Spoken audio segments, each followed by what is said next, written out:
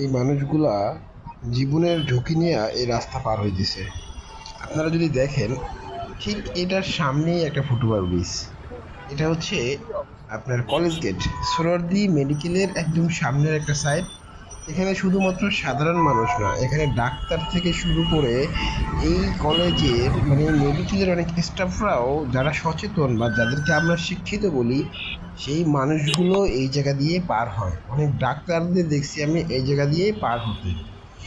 মানে আপনারা দেখেন কি অবস্থা, এই সামনে একটা ফুটওভার ব্রিজ, যদি ব্রিজটা না থাকতো তাহলে আমরা বুঝতাম যে একটা ব্রিজ নাই, এখানে মানুষ রাস্তা দিয়ে পার হইতেছে।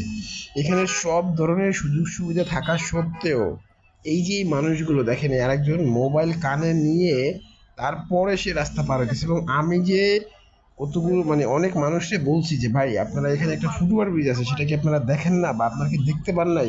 মানে আমার সাথে মানুষ এমন ভাবে কথা বলতো বা এমন ভাবে তাকাতো, মনে হয় আমি খুব অপরাধ করি। মানে আমি তাদেরকে সচেতন করার জন্য যে কথা বলি, আমি মনে হয় অপরাধ করি, মানে এরকম মনে হয় আমার কাছে।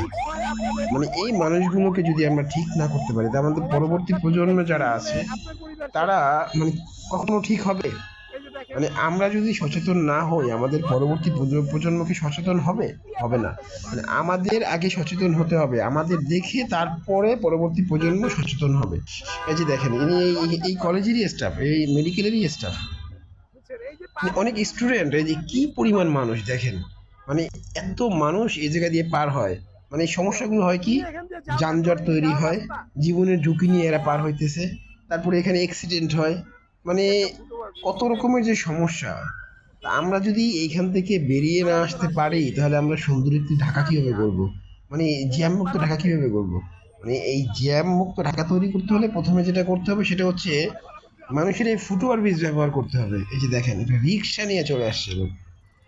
এখন আমার কথা হচ্ছে যে এই ফুটওভার ব্রিজ ব্যবহার করতে হবে, আর একটা হচ্ছে বাস স্টপেজ ব্যবহার করতে হবে। যদি এই দুইটা জিনিস